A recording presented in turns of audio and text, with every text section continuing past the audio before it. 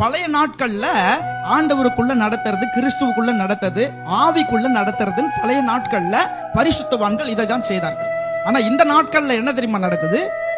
Attendance போட்டு ஆண்டவரை ஏற்றுக்கொண்ட பிறகு அவங்க ஏற்றுக்கொண்ட பிறகு ஃபுல்லா விண்ணப்பத்தை மட்டும் வைக்கிறாங்க.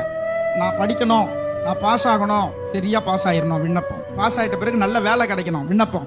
வேலை கிடைச்ச பிறகு நல்ல சம்பளம் கிடைக்கணும் விண்ணப்பம். நல்ல சம்பளம் கிடைச்சிட்ட பிறகு நல்ல குடும்பம் கல்யாணம் ஆகணும் விண்ணப்பம்.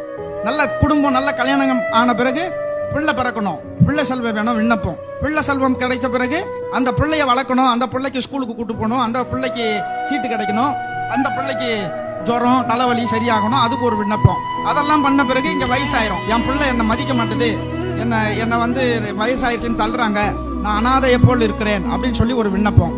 அதுக்கப்புறமா கடைசியில பரலோகமே என் சொந்தமேன்னு பாட்டு பாடி முடிச்சிட வேண்டியதான்.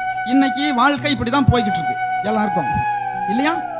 தொடங்கி சின்ன வயசுல படிப்புக்கு சொன்ன விண்ணப்பத்துல இருந்து கடைசியில வரைக்கும் விண்ணப்பமாவே போய்கிட்டு இருக்கு. ஆனா யாரும் பரிசுத்த ஆவியானவரை நான் பெற்றுக்கொள்ள வேண்டும் என்கின்ற விண்ணப்பத்தை யாரும் என்ன செய்யறது இல்ல.